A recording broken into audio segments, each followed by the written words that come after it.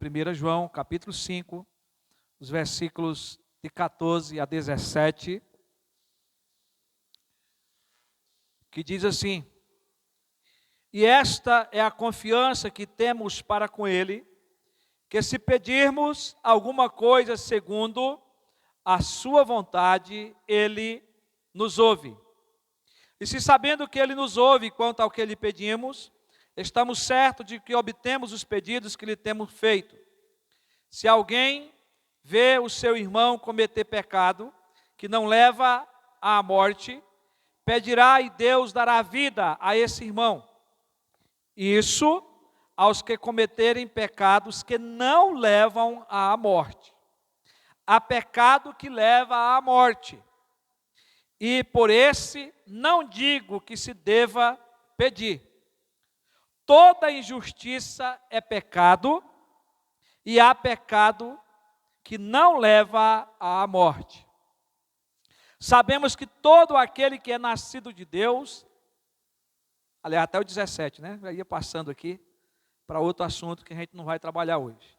Então, que Deus abençoe e aplique a sua palavra aos nossos corações. Vamos orar, irmãos, mais uma vez? Querido Deus e Pai, tua palavra foi lida, e é o teu Espírito Santo que nos conduz, Senhor, na preparação e na explanação da tua palavra.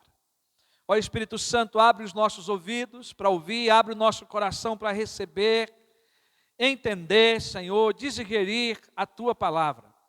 Porque, Deus, nós estamos aqui para que o Senhor nos edifique, para aprender a caminhar segundo a tua palavra, segundo a tua vontade. Então nós oramos, Pai, e pedimos a tua misericórdia pelo teu servo que fala contigo agora, em nome de Jesus. Amém. Meus irmãos, tudo o que nós fazemos é pela graça de Deus. Estou aqui pregando também pela graça de Deus, como sempre. Estamos aí pregando expositivamente já o 5º capítulo da primeira carta de João, 5º e último capítulo.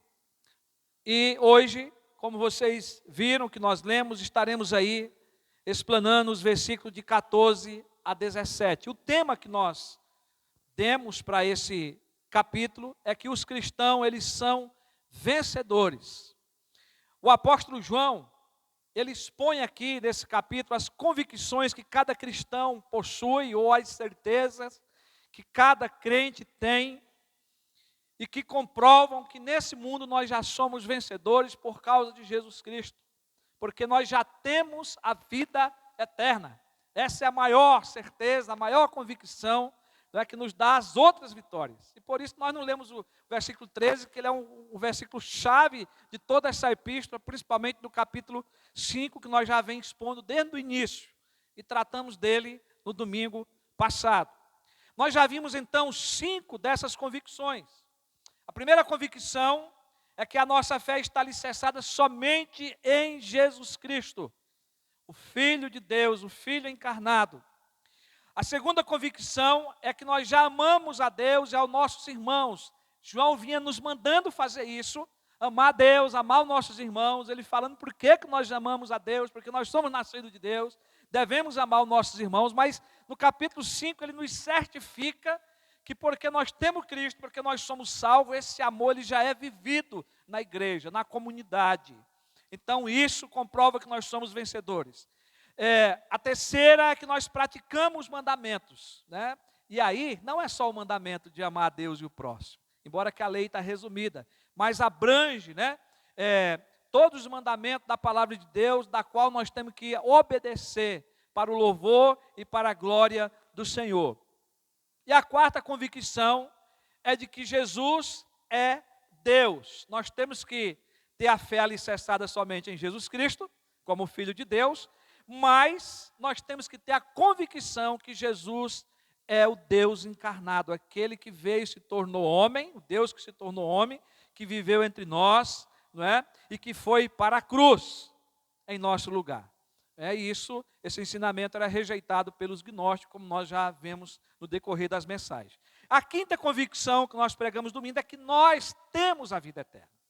Nós já temos essa certeza que nós somos salvos, que temos a vida eterna, como já citamos anteriormente. E hoje, a sexta convicção que nós podemos ter, que João nos mostra, é que os cristãos, eles são vencedores porque Deus responde às orações. E João agora ele está preocupado com a nossa vida cotidiana, com a nossa vida de igreja, com a nossa vida de oração, quando nós oramos uns pelos outros, pela necessidade uns dos outros, principalmente na questão da restauração, quando o irmão está em pecado.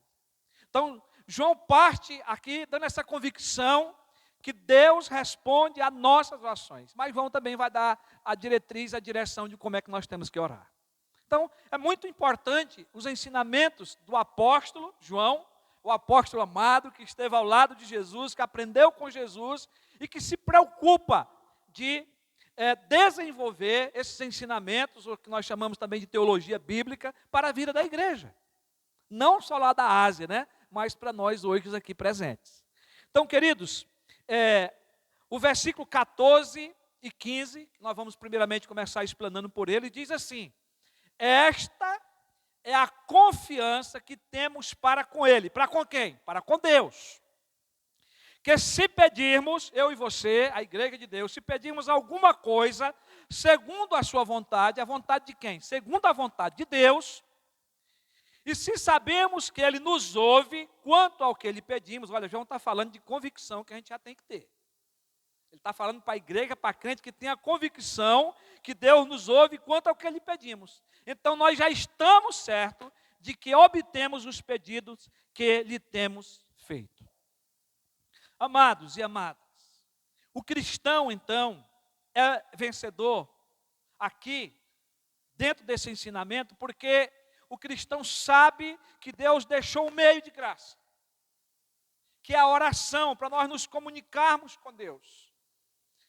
Eu aprendi desde cedo que Deus ouve as orações e que Deus responde às orações. Aprendi isso na igreja, a gente aprende isso na igreja.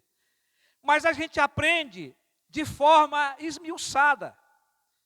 Então, vi pastores meus dizer, olha, Deus diz sim, Deus diz não, e Deus manda esperar. Parece algo simples, simplificado, porque a gente ouve isso sempre.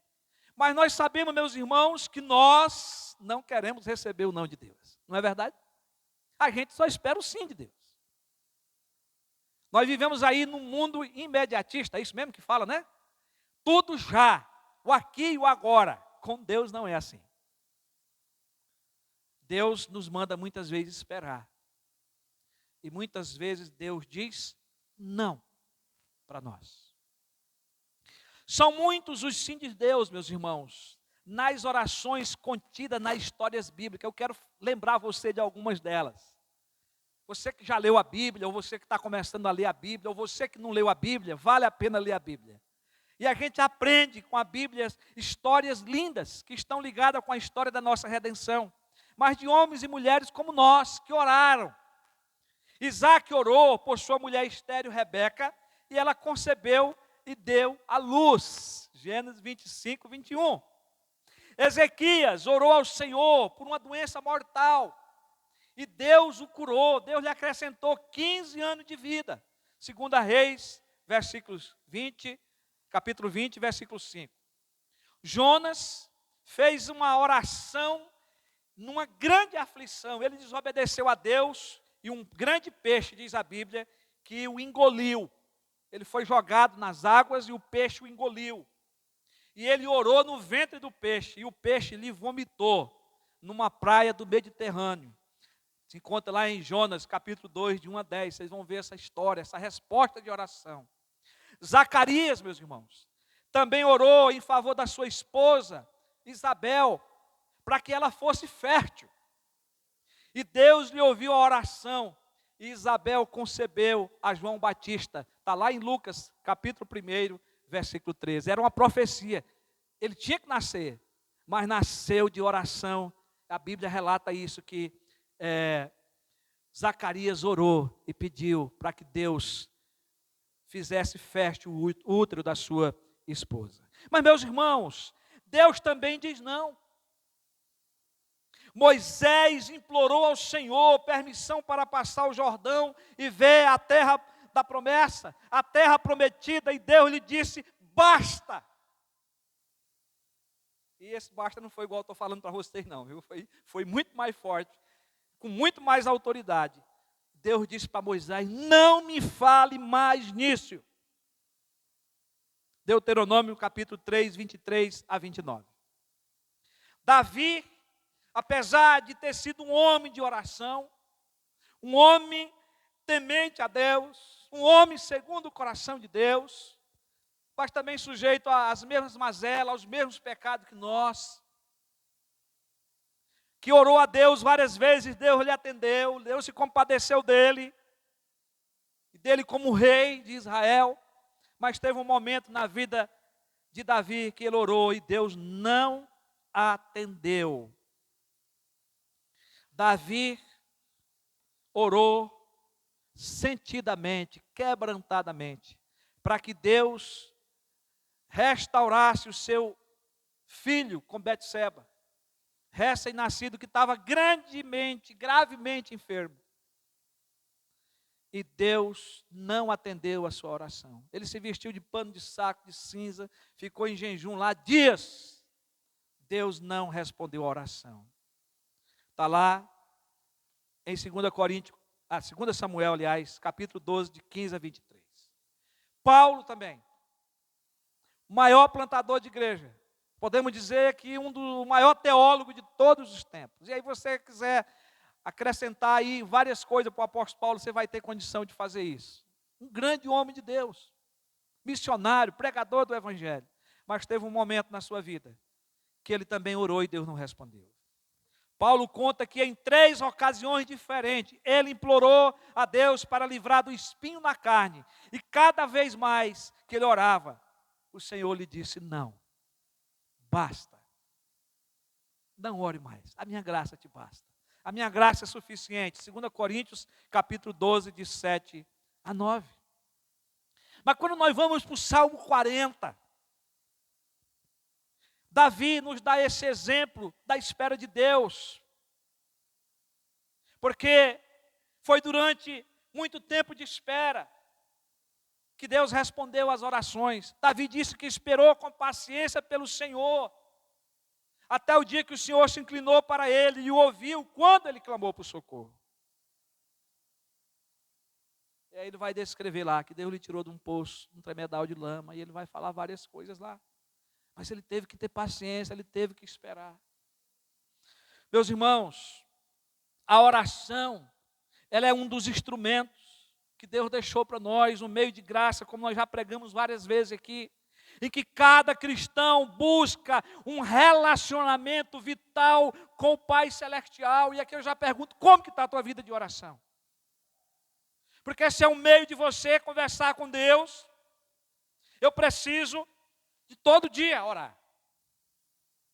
É o momento que eu ofereço a Deus todos os meus desejos. Coloco diante de Deus todas as minhas preocupações, todas as minhas inquietações, em nome de Jesus, com auxílio, com a ajuda do Espírito Santo, porque Ele ora por nós, porque nós não sabemos orar como convém. É na oração que nós confessamos nossos pecados, chamamos pelo nome, pedimos perdão a Deus. É na oração que nós elevamos a Deus a nossa gratidão, o nosso louvor por tudo que recebemos dEle, pela nossa salvação, pelo perdão, pelas graças alcançadas. Então, meus irmãos, a oração, ela é o elemento essencial para a vida do crente, para a vida pessoal nossa. Orar é falar com Deus. Orar é abrir o coração na presença do próprio Deus. Por meio da fé, através do sacrifício de Cristo, que agora é o nosso mediador. Amém, irmãos? Estava prestando atenção na oração do nosso irmão Diogo. O Diogo é novo na fé para nós ainda. Começou a caminhar com Cristo há pouco tempo. Mas ele estava conversando com Deus ali, tranquilo. E talvez nós já estávamos até cansados da oração dele, né? Mas ele estava conversando com Deus. Irmãos, às vezes a gente se preocupa com palavras bonitas para colocar diante de Deus. Principalmente de orar em público, a gente tem medo. Orar é falar com Deus, meu querido irmão e minha querida irmã. É abrir o coração, é falar o que está no coração, desejando que o Senhor nos responda, conforme aí a sua vontade, que nós vamos explanar logo, logo. Então, meus irmãos, orar é abrir o coração na presença do próprio Deus por meio da fé, do sacrifício de Cristo, em nome de Cristo como nosso mediador. Quando nós oramos, meus irmãos, nós estamos demonstrando algumas coisas. Não temos recurso por nós mesmos para resolver os nossos problemas. Você é dependente totalmente de Deus. Você não tem. Somos extremamente limitados. Nós somos finitos. Deus é infinito. Deus é ilimitado. Ele tem todo o poder. E que Deus pode todas as coisas. Você tem que estar ciente disso. Ele pode. Tem que estar no querer dele, na vontade dele, mas ele pode. Então você tem que estar ciente disso. Ele é o Deus Todo-Poderoso. Ele sabe o que é melhor para nós e para a vida da sua igreja. Por esta causa, meus irmãos, a oração, ela é um dos maiores desafios e também uma das maiores bênçãos na vida de cada servo de Cristo. Por isso que Jesus, ele orou tanto e nos ensinou tanto a orar. João nos certifica que nós cristãos temos a confiança para com Deus. Veja bem, ele diz isso, que nós já temos essa confiança, que se pedirmos alguma coisa segundo a sua vontade, Ele nos ouve. Nós já estamos certos disso. E na oração dominical, o Senhor Jesus nos ensinou: Pai nosso que estás nos céus, santificado seja o teu nome. Venha o quê? O teu reino. E faça-se a tua vontade, assim no céu como também na terra.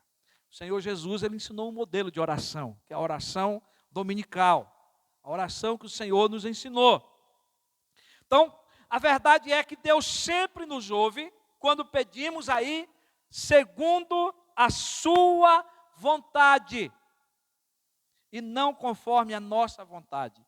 Quando sabemos e confiamos que Ele nos ouve quanto ao que lhe pedimos, estamos certos, nós estamos convictos de que obteremos os pedidos realizados, os pedidos feitos. A promessa aqui, meus irmãos, ela está ligada com aqueles que têm a vida eterna. Então não se esqueça disso. Essa promessa está ligada com o crente, com aquele do versículo 13, que João está certificando que tem a vida eterna. O crente ora, certo de que Deus irá responder. Mas eu quero agora esmiuçar um pouco o texto. O apóstolo nos dá aqui pelo menos 3 ensinamentos nesses versículos. O primeiro ensinamento: sabemos que a oração verdadeira só é feita por quem confia no Deus Todo-Poderoso. E esta é a confiança que temos para com Ele. É o salvo. É o crente. É aquele que sabe que tem um Pai que está no céu, que é o Deus Todo-Poderoso, e que pode nos abençoar. E que tem a bênção para nos dar. Então, esse é o primeiro ensinamento. A palavra usada por João, do grego para confiança, dá o entendimento que por causa da certeza da vida eterna, temos a liberdade de se aproximar de Deus em oração, em qualquer momento, em qualquer lugar, não importa onde, porque nós confiamos que podemos falar com Deus, que podemos pedir qualquer coisa a Ele. O filho, quando ele quer alguma coisa, ele recorre ao pai, ele não está preocupado se o pai tem condição, se vai ter dinheiro na conta para comprar, ou se tem na carteira naquele momento. Não, ele quer, porque ele sabe que o pai pode lhe atender.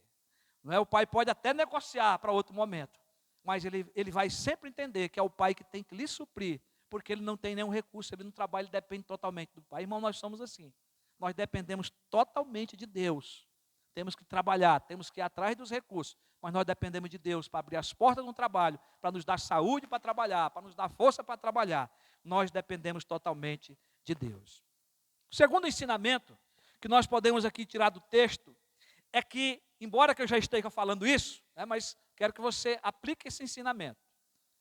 Primeiro, sabemos que a oração verdadeira só é feita por quem já confia, por quem já é salvo. Segundo, sabemos com certeza que Deus ouve e responde às nossas orações.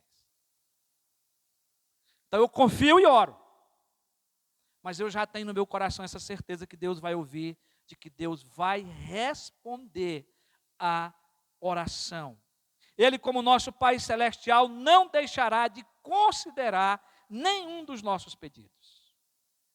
A promessa é que Ele nos ouve e nos responde. O versículo diz, Ele nos ouve. E se sabemos que Ele nos ouve quanto ao que lhe pedimos, estamos certos de que obtemos os pedidos que lhe foram feitos. Só, meus irmãos, que o terceiro ensinamento coloca uma condição. Nós temos aí um terceiro ensinamento.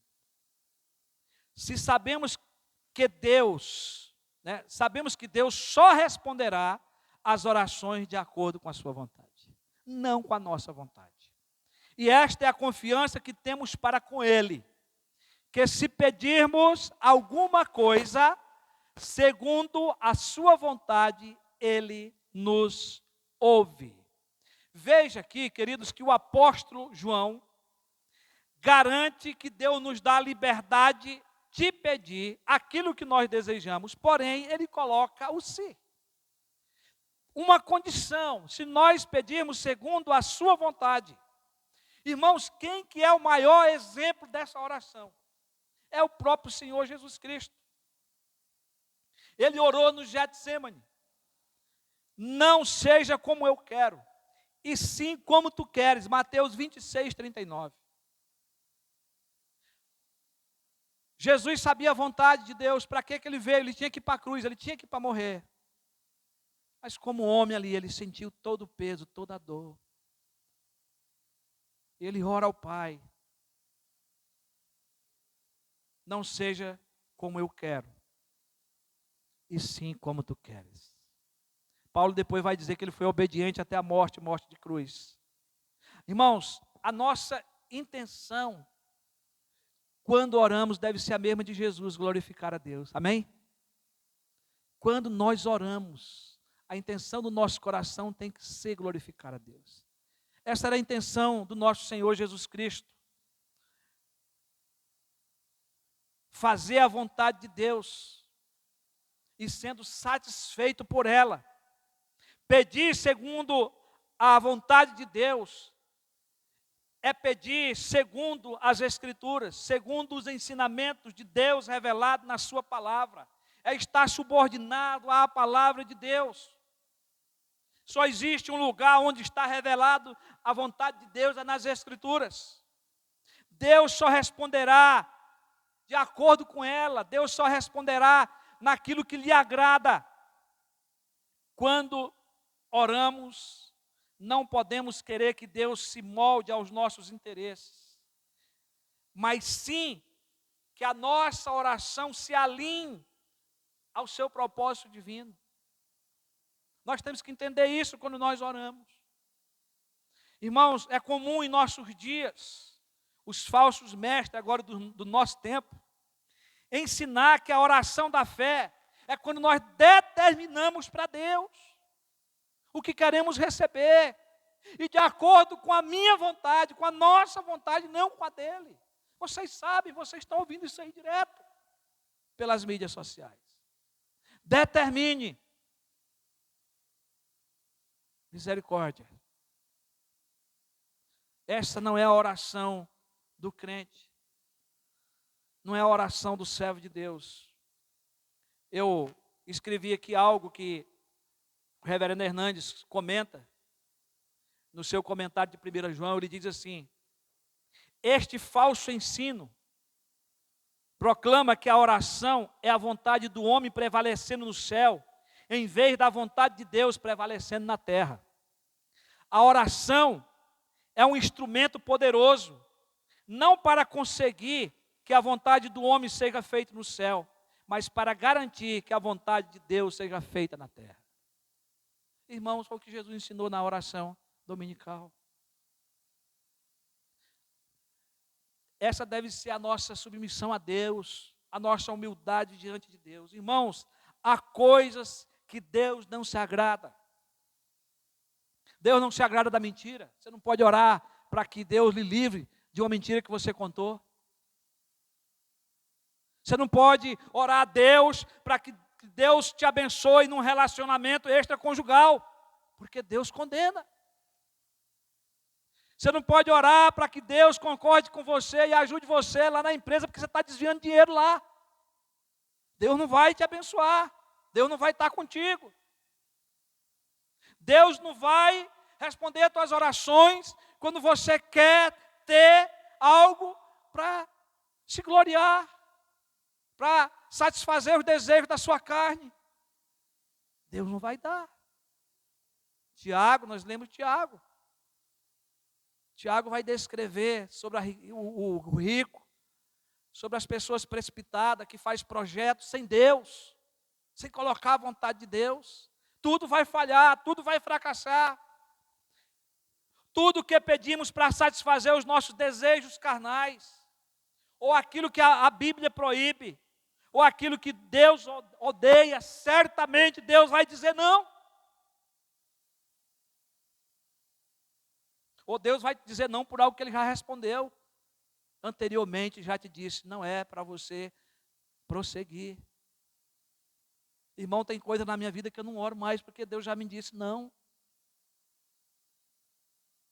Então nós precisamos estar pronto para receber um sim ou um não de Deus. Esperar até que a gente consegue.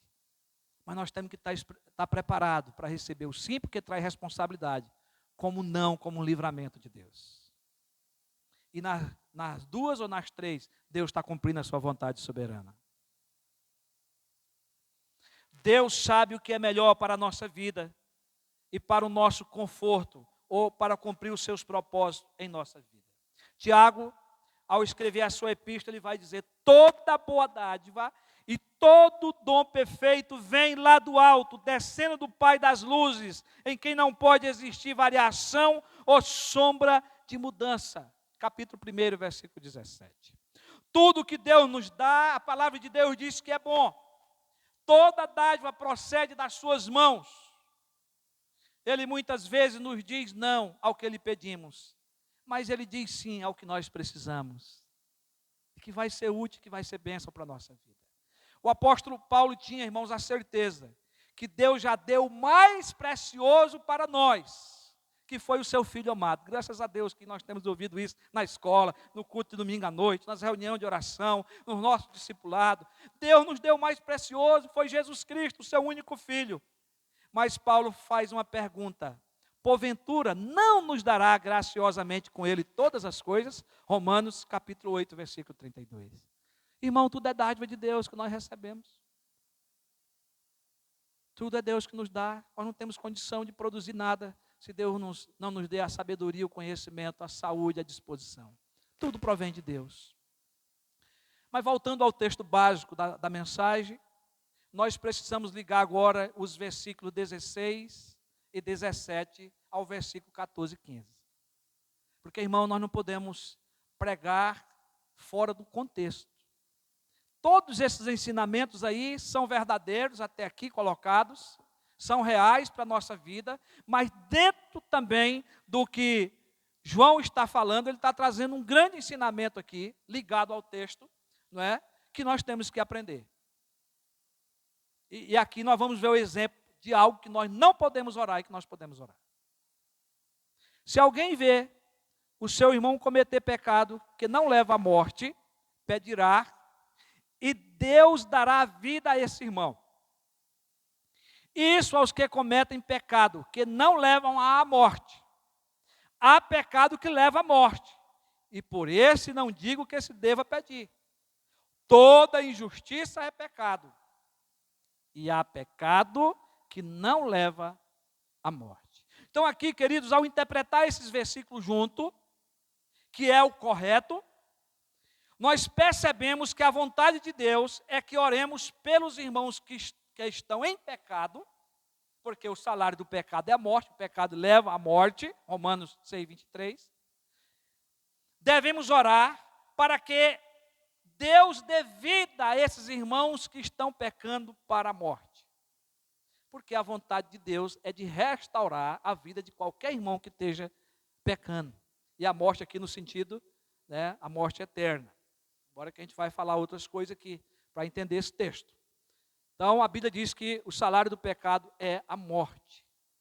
nós sabemos que João vai dizer nesta carta que e está nos versículos seguintes, que o crente verdadeiro não vive na prática do pecado, mas nós pecamos.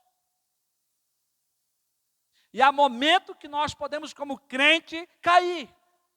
E aí nós precisamos da oração desses irmãos. Mas há pecado que é para a morte. E por estes pecados não devemos orar. Mas devemos orar com a certeza de que aqueles que nós oramos e que se arrependem, o Senhor os perdoa e os restaura. Temos que ter essa certeza. Amém? Aí, é bíblico. Mas não devemos orar, então, pelos que pecam para a morte, porque há pecados para a morte. João afirma que toda injustiça é pecado. João faz aqui, provavelmente, uma distinção que alguns comentaristas falam entre o pecado mortal e não mortal, e eu concordo. Os pecados não mortais podem ser os que não são tão graves assim. Embora todo pecado seja contra Deus, né, que é justo e santo, contra a sua justiça. E nesse nível de pecado, leva à morte. Tá? Leva à morte, que é a pena exigida por Deus contra o pecado. E nesse sentido, todos nós já estávamos mortos e Cristo pagou por nós, né? Pagou a nossa pena. Porém, João diz que há pecado não para a morte. Ou seja, nem todo pecado aqui, nesse sentido dos pecados cometidos no dia a dia, é mortal. Porque há perdão para esses pecados. E só há perdão por causa do sacrifício já de Cristo por nós. Irmãos, e nós vamos ver isso não só no Novo Testamento. Se você pegar o texto lá de Isaías, capítulo 1, 18, o próprio Deus chama o seu povo para buscar o perdão. Olha o que diz lá, o Senhor diz: venham, pois, e vamos discutir a questão. Ainda que os pecados de vocês sejam como a escarlata, eles se tornarão brancos como a neve. E ainda que sejam vermelhos como o carmesim, eles se tornarão brancos como a lã. Cristo veio para resolver essa questão do perdão dos nossos pecados. Amém por isso? Só que, agora nós perguntamos, mas quais que são os pecados para a morte? Primeiro tempo, nós podemos dizer que todos os pecados são para a morte. Tá? Mas já foram perdoados em Cristo. Nós ainda continuamos aqui e podemos cometer pecados ainda que precisa da intercessão para ter o perdão, para que Deus restaure. E aí a missão nossa como cristão. Mas quais que são os pecados aí para a morte? Irmãos, há diversos entendimentos a esse respeito. Mas o tempo nos permite citar apenas aqui os pontos que são mais positivos e bíblicos. Pelo menos 4 opções aqui. A primeira, a blasfêmia contra o Espírito Santo. Jesus fala lá em Mateus 12, 31 e 32. Em verdade, lhes digo que tudo será perdoado ao Filho dos homens, os pecados e as blasfêmias que proferirem. Mas aquele que blasfemar contra o Espírito Santo nunca terá perdão, visto que é réu de pecado eterno. Jesus disse isto porque diziam que ele estava possuído por um espírito imundo. Mateus 12, 31 e 32. E Mateus que dá essa pincelada aí, falando porque que Jesus diz isso. Quando a gente vai ler todo o contexto, nós vamos ver que Jesus expulsou um demônio, né? E os próprios judeus, os fariseus, que conheciam a palavra de Deus, que conheciam as profecias, e que Jesus já tinha diante deles testemunhado que ele era o Cristo, como João Batista também tinha testemunhado, mas eles não criam. E Jesus tinha expulsado um demônio, e agora eles estão dizendo que Jesus expulsou o demônio pelo espírito imundo, pelo próprio demônio.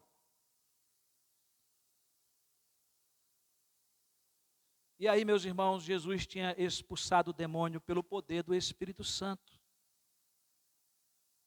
E por essa razão, Jesus se refere à atitude chamada aqui comumente de pecado imperdoável.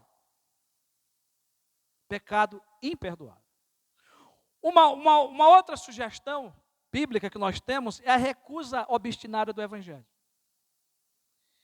E nós vamos vê aqui dentro do próprio contexto do Evangelho de João e da primeira carta de João. O verbo estava no mundo, o mundo veio o verbo estava no mundo, o mundo foi feito por meio dele, mas o mundo não conheceu. Até aí tudo bem. Mas aí vai dizer agora, veio para o que era seu, e os seus não receberam. Quem era? Os próprios judeus. O próprio povo, chamado povo de Deus. Né? Que não receberam, que lhe conhecia. João, capítulo 1, versículo 10. Com certeza não eram eleitos. Né? Por isso, eu lhe disse que vocês morrerão em seus pecados, porque se não crerem que eu sou o Messias, o enviado, vocês morrerão nos seus pecados. Então, Jesus está falando de uma morte aqui, que é de condenação, daqueles que recusam de forma obstinada o Evangelho. Os judeus sabiam as verdades sobre a vinda do Messias, porém Jesus veio e eles o recusaram. Quando João vai escrever a sua primeira carta, João vai dizer, se dissermos que não cometemos pecado, fazemos dele um mentiroso e a sua palavra não está em nós. E João estava falando isso para a igreja. Pessoas que se diziam crente, que estavam dizendo ali no meio que não tinha pecado, e se assim fosse, eles estavam chamando Deus de mentiroso, e se continuasse, Deus não estava presente neles. E aqui é um tipo de morte, não é? A morte que vai caminhar aí para a morte eterna. Então, dentro do contexto da carta, João está falando também, né, dessa negação do pecado. O pecado do crente, que Deus já puniu com a morte física. Irmão, crente entre aspas aqui, entenda bem isso, né, dentro desse contexto aqui que nós estamos falando. Mas dentro da igreja de Corinto, para o povo da igreja, todos aqueles que estavam ali eram crentes. Mas olha o que Paulo vai dizer. Eu esqueci de colocar a referência aqui, só o versículo. Ele diz, é por isso que há entre vocês muitos fracos e doentes, e não poucos que dormem. Você vai lá para o grego, dormir lá, o sentido de morte. Tá? Irmãos, havia na igreja de Coríntios, aqueles irmãos que professavam a ceia do Senhor. Está lá no contexto da ceia, lá no capítulo 11, né, de 1 Coríntios. Mas estavam dormindo, estavam mortos, segundo Paulo. Em Atos 5, nós vemos o caso de Ananias e Safira, que mentiram ao Espírito Santo, por isso também foram mortos. Deus tirou a vida deles. Atos 5, de 1 a 11. E lá no Antigo Testamento também, os filhos de Eli, de sacerdote, que eram também sacerdotes, Deus os puniu com morte. Por causa de desobediência e deixar de pregar a palavra e de ensinar a palavra de Deus como deveria ser feita. Mas a quarta opção aqui é o pecado da apostasia. Isso é só para dar um entendimento melhor para nós. De qualquer forma, todos esses pecados estão negando a pessoa do Espírito Santo ou blasfemando contra o Espírito Santo.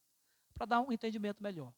Irmão, o pecado da apostasia, ele era algo que estava acontecendo quando João escreve a sua carta. E graças a Deus que o reverendo Nicodemos é o que vai apontar esse ponto aqui, né, porque John Stott, ele escreve apontando uma outras coisas que eu não quis relatar aqui, né, e o reverendo Nicodemos ele vai defender também esse tópico, né. Então, a carta de João, que nós estamos expondo, está falando daqueles irmãos que se diziam crentes, que estavam dentro da igreja, que eram membros da igreja, e que esses irmãos abandonaram a fé, negaram a fé, seguiram o ensinamento do gnosticismo. Isso é apostasia.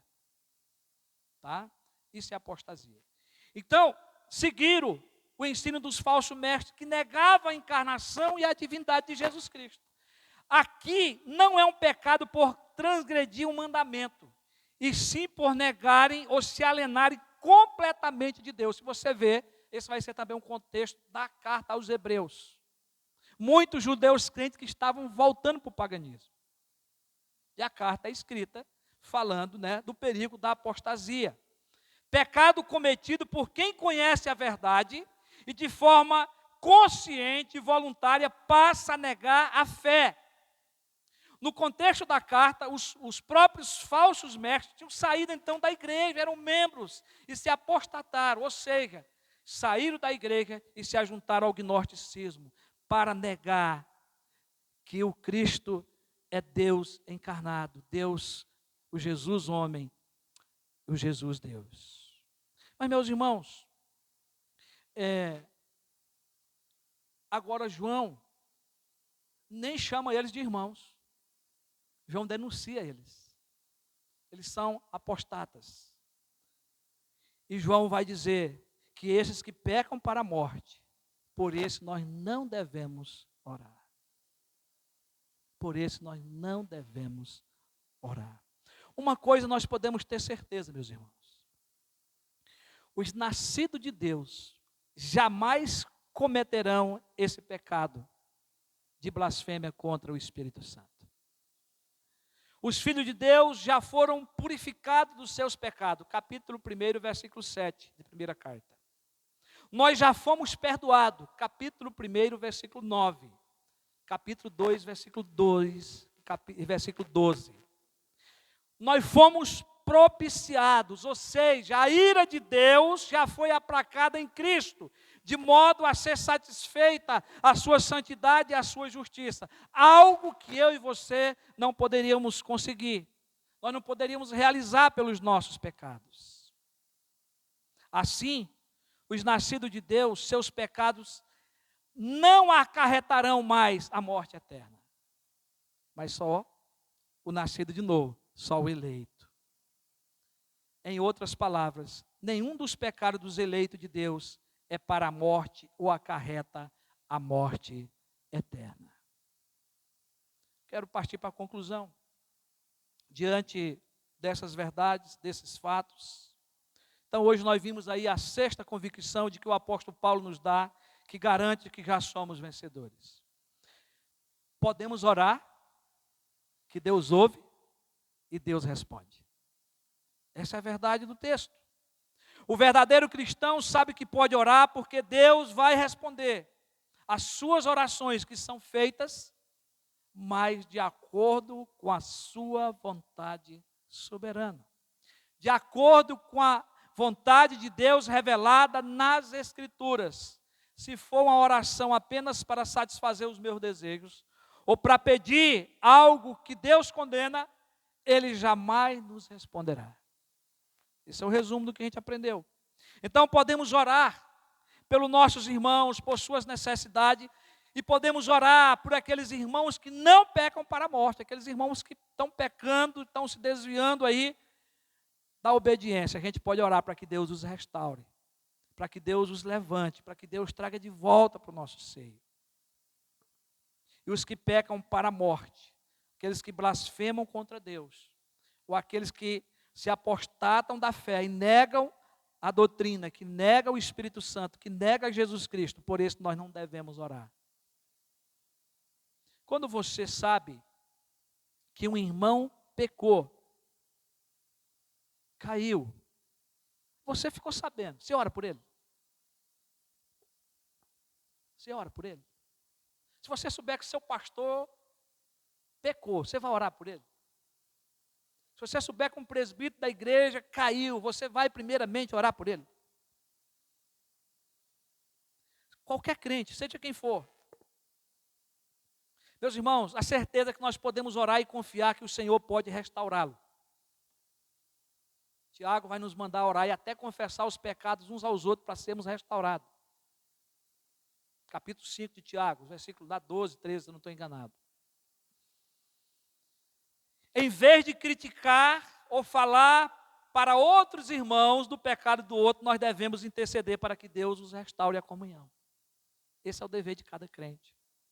A igreja do Senhor é um lugar para curar e não para piorar a situação dos enfermos do pecado. A igreja é um lugar de cura. A igreja é um hospital espiritual, onde nós temos que cuidar uns dos outros. Em vez de condenar, a igreja restaura o doente. Por essa razão, a igreja é um lugar de intercessão a favor dos que tropeçam. e não de juízo. Juízo pertence a Deus, não de juízo. A igreja, ela não abandona os feridos, mas possibilita a reconciliação. Eu já falei isso com o conselho, nós já oramos por isso nas nossas primeiras reuniões. E que Deus nos dê essa graça de sermos um conselho, de ser uma igreja que esteja sempre pronta para reconciliar. É claro que a disciplina exige para corrigir. Quando é necessário, ela tem que ser aplicada. Mas sempre com o propósito da reconciliação. Lembre, meus irmãos e minhas irmãs, que os pecados para a morte, esses pecados são muito difíceis de ser identificados por nós. Mas quando tivermos certeza desse tipo de pecado, não ore. A palavra de Deus está nos ensinando isso. Não ore. Deixe Deus agir pela sua misericórdia, pela sua justiça, no cumprimento da sua palavra. Porque Deus é soberano. Então que Deus nos abençoe. Que Deus nos dê graça, que Deus nos sustente e que Deus nos ajude a praticar a oração como um meio de graça e como um meio também de restaurar a comunhão àqueles que caírem. Amém, queridos? Vamos ficar de pé, nós vamos orar ao Senhor nesse momento. Senhor, nosso Deus e nosso Pai, nós temos a convicção e a certeza, Senhor, de um texto difícil que nós acabamos de falar aqui. São textos, muitas vezes, Senhor, que saem muitas heresias e muitas coisas que a Tua palavra não está dizendo. E quantas pessoas, Senhor, que lê esse texto, mas quando oram, oram de forma diferente. Senhor, tem misericórdia de nós e nos perdoe se já erramos na nossa caminhada cristã. Perdoa a Tua igreja, Senhor. Nos dê a condição, Senhor, de entender que a oração que Deus ouve, que Deus responde, é aquela segundo a Tua vontade, segundo a Tua palavra revelada, segundo a Tua vontade que é feita no céu e na terra. Nós queremos, Senhor, ser homens e mulheres que oremos e esperemos no Senhor, de que o Senhor sempre vai responder, mas vai responder da forma que te glorifica e que também nos abençoa. Senhor, nós confiamos a Ti. Senhor, se há algum irmão aqui em pecado, vivendo na prática, ou até que seja da igreja que não está aqui presente, Senhor, nós como igreja oramos, intercedemos, Senhor, e se precisar que o Senhor nos mostre, para nós, ó Deus, ficar perto, para nós orarmos com Ele, nós levarmos a palavra e restaurar, usa a Tua igreja, Pai, para a honra e glória do Teu nome. Ó Deus, nos ajude essa igreja a praticar a Tua palavra, Senhor. Deus, permita que o nosso relacionamento se afine contigo nessa semana.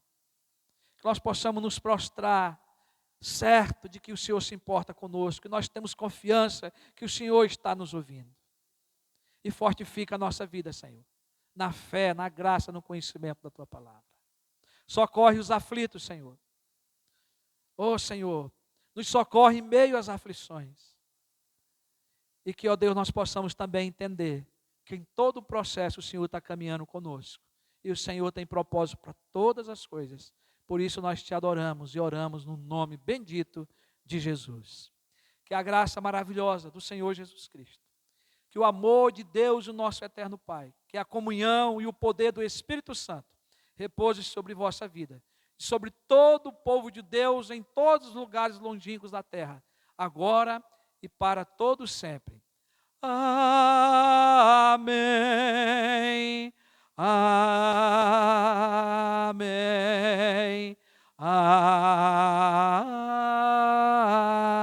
Amém.